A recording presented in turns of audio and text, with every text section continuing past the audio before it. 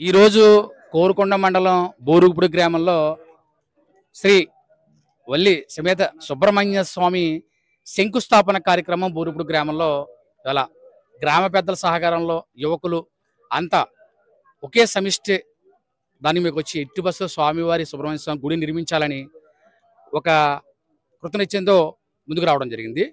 దీనికి మా ప్రసిద్ధి ఏంటంటే ఎప్పటి నుంచో షష్ఠి మహోత్సవాలు చాలా భారీగా ఏర్పాటు జరుగుతాయి. ప్రతి సంవత్సరం కూడా బాగా జరుగుతాయి. మా బోరుగుపూడి గ్రామంలో ఈశాన్య మూలలో చెరువు ఉండడం, అలాగే రావి చెట్టు చాలా ఎన్నో సంవత్సరాల ప్రసిద్ధి గల రావి చెట్టు సమక్షంలో ఆ సుబ్రహ్మణ్య స్వామి వెళ్ళడం అనేది కూడా చాలా అపరూపమైన దర్శనంగా మేము భావిస్తాం.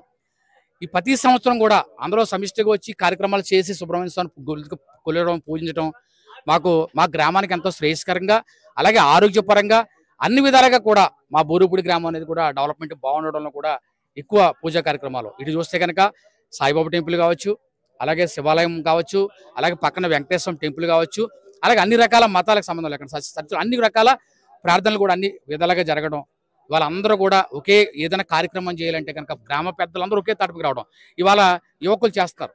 ఇవాళ మా బంధువు కావచ్చు, గుడిలో అబ్బాయి కావచ్చు, కొంతమంది యువత ఈ అన్ని రకాల కమ్యూనిటీ సంబంధం లేకుండా యువకులు ముందుకు వచ్చారు దీన్ని చేయడానికి. యువకులు మేము అభినందించాలి. మేము పెద్దవాళ్ళందరూ కూడా వాళ్ళు మమ్మల్ని ఏం అడగలేదు, కానీ శంకుస్థాపన కార్యక్రమం ముందుకు వచ్చి శంకుస్థాపన మొదలెట్టారు. ఖచ్చితంగా ఈ శంకుస్థాపన ఎక్కడా కూడా ఆగకుండా స్వామివారు శంకుస్థాపన జరిపిన తదనంతరం దీన్ని అడిగినట్టు మా యువకులు అడిగినట్టు మా ఎమ్మెల్యే గారు బత్తుల బలరామకృష్ణ గారితో మాట్లాడి శ్రీవాణి ట్రస్ట్లో ఏమైనా పెట్టగలిగితే కనుక ఛాన్స్ ఉంటాయి కనుక ఖచ్చితంగా శ్రీవాణి ట్రస్ట్ ద్వారా కూడా ఈ గుడికి ఏ విధమైన దేవస్థానం నుంచి అక్కడ ట్రస్ట్ నుంచి కూడా ఫండింగ్ వచ్చి దీని ఎట్టి బస్సులో కూడా మనం గుడిని మంచి అన్నారు ఒక 20 లక్షల నుంచి 30 లక్షల వరకు అవుతుందని ఒక ఎస్టిమేషన్ జరిగింది.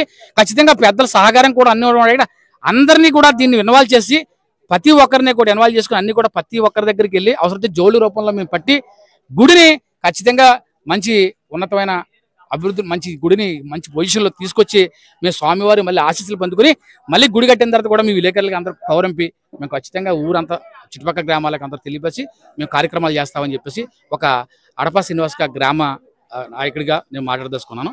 చాలా సంతోషం. ఖచ్చితంగా పెద్దలు కూడా దీన్ని సహకరిస్తారు.